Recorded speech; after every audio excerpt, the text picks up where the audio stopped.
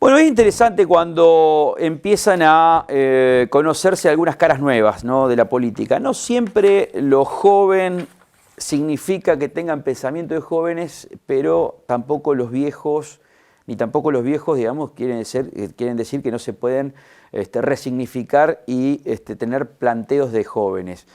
¿Qué quiero decir con esto? Que está bueno conocer caras nuevas. Este es un axioma que no se da muchas veces, pero sí se critica al que no se conoce. Y en grado de conocimiento, por ahí tenés más posibilidades de obtener votos.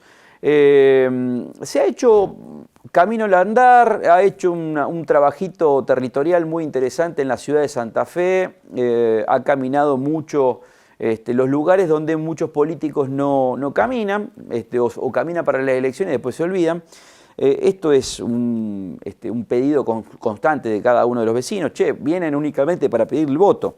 No es el caso de este joven dirigente que deja de ser militante para pasar justamente esa línea que limita, digamos, de ser militante con el dirigente y es candidato ahora, precandidato a concejal en la ciudad de Santa Fe, que es Octavio Ridvo, que es de la lista Nuevos Tiempos en el Frente Federal Vida y Familia. Octavio, ¿cómo estás? Rodrigo, muchísimas gracias por la invitación. Bien, gracias a Dios. Bueno, a ver, si tenemos que arrancar, vos sí sos una cara joven. Sí, exactamente. 26 años. 26 años recién cumplidos, sí, bien. Exactamente. A ver, ¿qué es lo primero que te viene a la cabeza cuando ves la política del Consejo Municipal? Realmente lo primero que observo es que siempre son los mismos. Entonces nosotros cuando planteamos este nuevo proyecto político, a tal punto que le pusimos Nuevos Tiempos, realmente lo que fuimos planteando es el tema de la renovación dentro de la política en la ciudad de Santa Fe.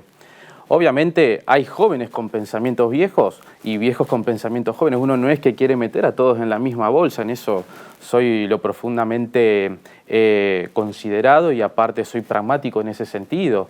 Pero la verdad que yo observo una ciudad totalmente abandonada y yo a mis 26 años, cuando voy a recorrer la ciudad de Santa Fe, veo a los vecinos que son mucho más grandes que yo y veo una ciudad totalmente abandonada en la desidia y ahí me di cuenta que hace más de 30 años venimos discutiendo lo mismo. Y realmente si estamos discutiendo lo mismo, realmente significa que avanzamos muy poco.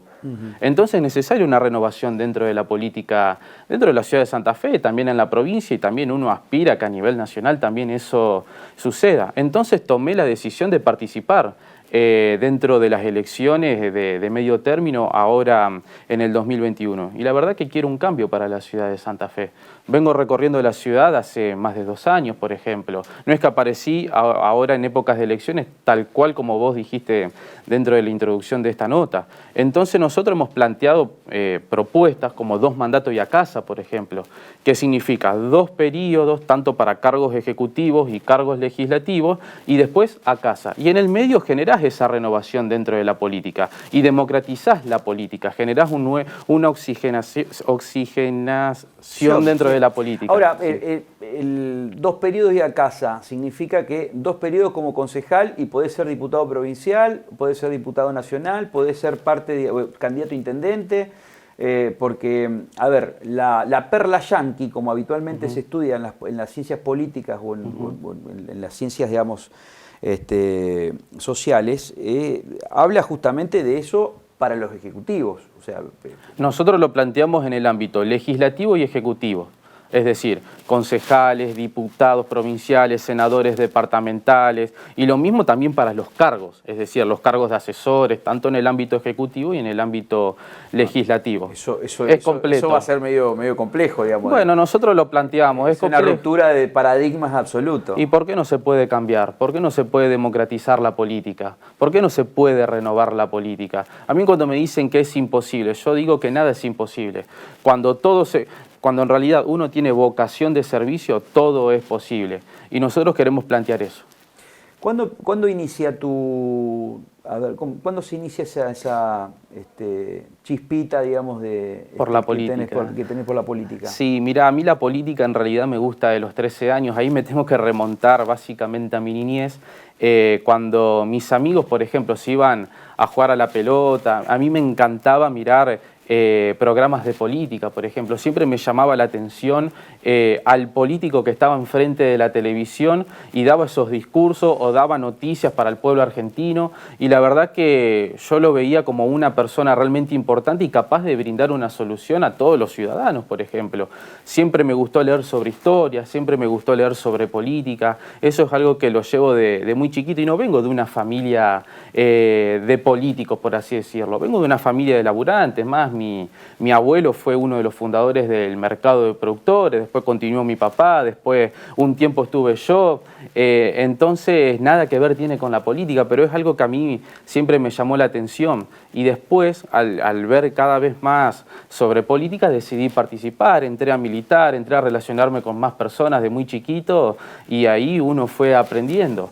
Y con el correr de los años, bueno, me lleva a quien soy hoy. Hoy precandidato a concejal, fundé un nuevo espacio político en la ciudad de Santa Fe, que vamos a participar dentro del Frente Federal Vida y Familia, y todo lo que fui aprendiendo en mi juventud y lo que sigo aprendiendo a diario, obviamente fuimos volcando la militancia realmente de lleno dentro de la ciudad de Santa Fe, y también basándonos en propuestas. Una de nuestras propuestas fue, por ejemplo, que los políticos no se tomen vacaciones durante el tiempo que dure la pandemia. ¿Y qué terminó pasando? Se terminaron yendo de vacaciones, cuando el mismo gobierno nacional decía no se vayan al exterior porque puede venir una nueva cepa, demos el ejemplo. Después propusimos que los políticos cedan parte de su sueldo para la compra de respiradores, porque observamos el hospital Cuyen totalmente saturado y que había que hacer un esfuerzo. Yo creo que el esfuerzo, la política tendría que haberlo hecho. Y más en una situación de pandemia y de crisis económica también. La política tiene que hacer su parte, y en eso yo soy muy contundente. Entonces te vuelvo a reiterar, 2 mandatos y a casa. Que los políticos no se tomen vacaciones. Bueno, se fueron de vacaciones, se dan parte de su sueldo, no todo, parte de su sueldo para la compra de respiradores, para fortalecer el sistema de salud. Me parece a mí que la política tiene que dar esa empatía con todos los ciudadanos. Imagínate que esa última propuesta, y te cierro ahí, se aplicó en Córdoba, y yo soy un militante de la Unidad Nacional, por ejemplo. En Córdoba, oficialistas y opositores se pusieron de acuerdo para ceder parte de su sueldo para fortalecer el sistema de salud. Lo mismo sucedió en Ceres y en Sastre. Me hubiera gustado que en Santa Fe se aplique lo mismo. Esas pequeñas cosas que habla Serrat son las más importantes quizás para el vecino. Vos le vas a hablar al vecino, no solamente al ciudadano.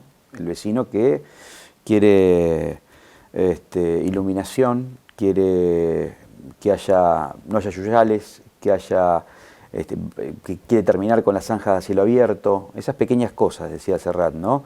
Pero vos hiciste un trabajo, digamos, de un mapa interactivo lumínico. Sí. Mirá cómo lo hicimos nosotros, Rodri. Nosotros, con nuestro equipo de trabajo, dijimos, bueno, vamos a contar la cantidad de faltante de luces que tiene la ciudad de Santa Fe. Entonces nosotros en un auto, 4 personas, fuimos contabilizando la faltante de luces en toda la ciudad. Obviamente eso nos llevó 3 meses al completar el mapa, y observamos 8.172 faltantes de luces. Y nosotros... Sí, es pragmatismo puro, digamos, y empirismo puro, digamos. No, y aparte... Porque vos cuando querés hacer un relevamiento de esto no necesitas una cuadrilla de 50 personas para que salgan a recorrer la ciudad de Santa Fe. Lo hicimos 4 personas. Fíjate cómo cuando realmente uno tiene vocación de servicio, se pueden hacer las cosas. Imagínate la municipalidad con mucho más personal, y en 10 días tenías el relevamiento real de la faltante de luz. Ahora, vengo con esta pregunta complementaria. ¿Ves una estructura elefantística dentro de la municipalidad? Sí, sin duda, sin duda. Aparte, la municipalidad me habla hasta de integridad, o de integrar la ciudad, como vienen haciendo en las propagandas en todos los medios de comunicación, y a mí me hablan de integridad. Y por ejemplo, Alto Verde no tiene cajero automático, Alto Verde no tiene farmacia, en Alto Verde se redujo la frecuencia del colectivo. Yendo más al fondo, Paraje La Boca, cuando llueve quedan 1000 familias aisladas, por ejemplo. No te entra una ambulancia, no te entra un patrullero, no te entra el colectivo, la gente no puede salir, aún teniendo medio de movilidad. Entonces son esas las cosas que queremos hablar. El otro día veía un candidato a concejal pintando una pared y decía, estamos generando igualdad, estamos generando conciencia. pintando una pared y en el mismo Alto Verde que tiene obviamente una falta de desarrollo terrible. Entonces son esas las cosas que queremos discutir. Digo Alto Verde como puedo decir San Agustín 1, Yapeyú, Barrio del Abasto o Barrio San Martín. La verdad que nosotros observamos una ciudad totalmente abandonada. Al haber trabajado en el mercado de Abasto o tener puestos, digamos, en el mercado de Abasto, vos ves ese noroeste diezmado. Por supuesto, imagínate que en el norte de la ciudad de Santa Fe... La Tablada, te doy un ejemplo. En Santa Marta no tienen agua potable, por ejemplo, y estamos en el 2021. Entonces, todo lo que vengo diciendo, o sea, ya sea del bache, dicho sea de paso, hicimos hasta el mapa del bache, así como hicimos el mapa interactivo lumínico, hicimos el mapa del bache, contamos la cantidad de baches que hay en la ciudad de Santa Fe. Debe ser una de las pocas ciudades que se les festejó un cumpleaños a un bache. Realmente, imagínate... En la gestión Barleta y Corral, digamos, fue... Bueno, en Gobernador Freire y Lavalle, claro. Por ejemplo, los vecinos colocaron un tronco como método de señalización, por ejemplo. Después se armó una selva ecológica, así lo denominaron los vecinos, y la verdad que es terrible. Por eso te digo que me parece que el concejal debe volver a las pequeñas cosas. Es que nosotros estamos haciendo el trabajo de un concejal, porque claro, también presentamos proyectos en el Consejo Municipal y hasta llevamos el vecino. Porque la viabilidad de los proyectos, yo veo que hay muchos proyectos que tienen que ver mucho más con el ámbito legislativo nacional, provincial, e inclusive, digamos, decisiones del intendente por presupuesto. La viabilidad del proyecto tiene que ver con la tarasca, con la plata, digamos. Bueno, mirá, si no, sin presupuesto es imposible. Mirá, te voy a decir otra cosa más. Nosotros cuando hicimos el mapa interactivo lumínico y que obtuvimos ese dato certero, justamente lo que hicimos nosotros es básicamente ayudarlo al intendente. Entonces le dijimos al intendente, mire intendente, con 8.772 luces, usted tiene que hacer con su equipo económico, digamos, números para poder comprar esa cantidad de luces. No era 9.000 como decía el intendente o 7.500 cuando la oposición se manifestaba en el Consejo. No era ninguno de esos dos datos. Imagínate si colocábamos 10 luces por día, por ejemplo. En 4 años tenés toda la ciudad iluminada. Otro dato más que te tiro, pagamos impuesto al bache. Hace años que pagamos impuesto al bache. Nosotros lo que queremos saber hacia dónde va destinado esa plata que se recauda con el impuesto al bache. Por eso quiero llegar al Consejo este año, para poner un control, digamos, hacia dónde va la plata de todos los santafesinos. Octavio Ritvo, un gusto. El gusto es mío.